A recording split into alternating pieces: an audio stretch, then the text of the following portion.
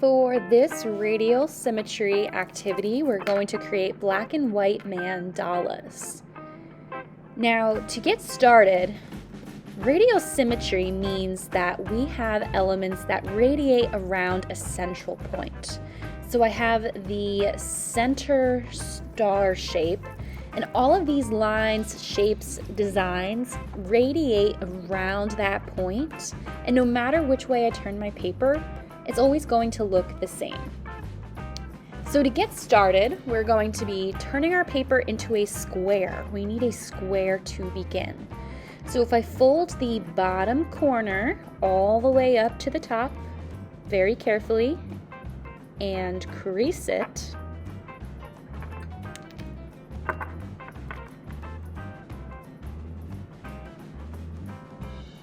I then have an extra rectangle on the side that I need to cut off. I lightly take a pencil and just draw along this line to make it easier for me to cut. So once that is drawn, I can take my scissors and cut it off as carefully as I can.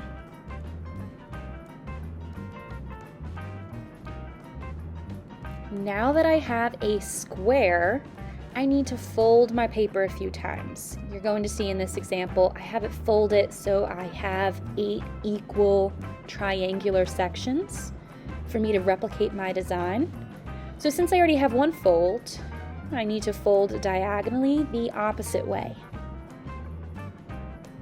And then I will fold it horizontally and vertically.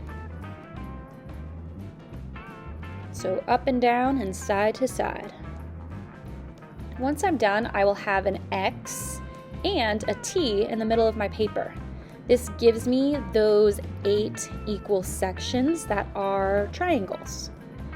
Now, this specific activity is using a circular piece of paper. So if you have something large enough to trace almost this entire size of the paper, you can trace it. But here I'm going to show you how I'm going to just use these folds in my paper to draw a circle myself. Now remember, it's almost impossible to get this to be perfect. So what I'm going to do is draw these very light, sketchy lines while also rotating my paper and paying attention to how far to the edge of the paper the circle should be. So look how close to the edge I am. I'm going back and forth a million times. And I just keep turning my paper. So you need to make sure you're drawing as lightly as you possibly can. I'm even going to go around another time. So just drawing these sketchy light lines around and around and around again, until I am satisfied with my circular shape. Once I do that, I'll go around and start erasing any of these lines that don't need to be there. So the really thicker areas, erase them so I know exactly where to cut. This may take you a little while, and that's totally okay. Once I have that, I'll cut it out. And I can now begin my designs. I'm going to start right away with my markers. Now, these are not Sharpie markers, these are called micron markers, and they're a little bit thinner than Sharpies, and I really love to use them when I'm doing really intricate designs.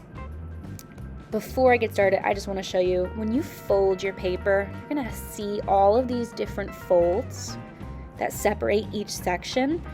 Consider these as guidelines to help you figure out exactly where you need to put your lines and shapes. Now I'm going to zoom in so we can look at these folds and my chipped nail polish. And I'll just start with some random shape or line. So I'm just doing this triangular line, all right, so it's kind of like a zigzag. And I'm going around and around and around in each section, drawing the same thing. Now it's not going to be perfect, so do not stress out over it being exactly the same size and the exact same shape. You want this experience to be freeing and stress-free. So you're going to look at my designs and see that they're not exactly the same, And there's nothing wrong with that. I'm just going to go through the motions of this type of artwork and honestly not even really think about what I'm doing. I have no pre-planned idea of what this is going to look like. I'm just going to keep going, adding shapes, adding lines, and placing them where they should be in each section. Now, something else you really want to try to do when you create like this is making sure you have about 50-50 of black and white. And what that means is when this is completely done, it's going to appear to have 50% of the paper left white and 50% of the paper filled in with my black marker. So sometimes you're going to see I color a little bit heavily. So I have maybe thicker areas of black, or maybe I fill it up with different lines or something just to take up more space. So always keep in mind 50-50. And as you watch my artwork come to a completion, you're going to see what I mean by having 50% white and 50% black paper. And here's an example of a shape right here that I draw and then I just fill in. Again, I'm not thinking before I start doing things on this paper. I just kind of go with the flow. I play some music and I just let my mind unwind and my hand just takes over and draws whatever line or shape I feel like I need to do. Here I'm just doing a light circle around so I can line these triangles up a little bit easier, a little bit more even. But again, it's not going to be perfect. Mine is nowhere near perfect or completely even, and that's okay. You're gonna see when everything comes together, it's all gonna work out, and it'll look really awesome even if it is not perfectly even. But these folds in my paper definitely help try to get it to be exactly where it needs to be. So while you do this, maybe play some music, maybe put on some Netflix, whatever you want to do to find some time to sit down and create mindlessly. There should not be a lot of thought that goes into this. Just go with the flow and see what happens. You'll be really surprised when it's all done.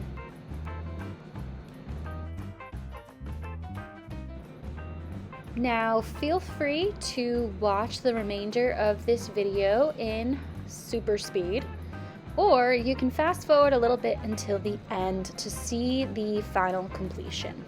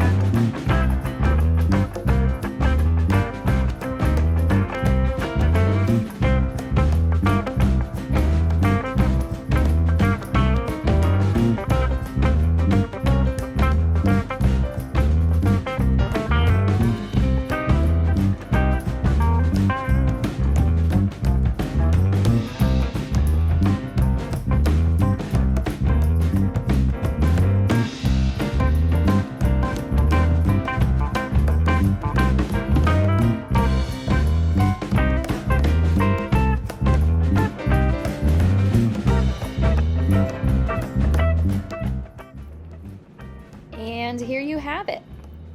I filled up as much space as I possibly could, thinking about having that 50-50% of black and white. When you're done, you can glue it down to a different colored piece of paper, and they look awesome.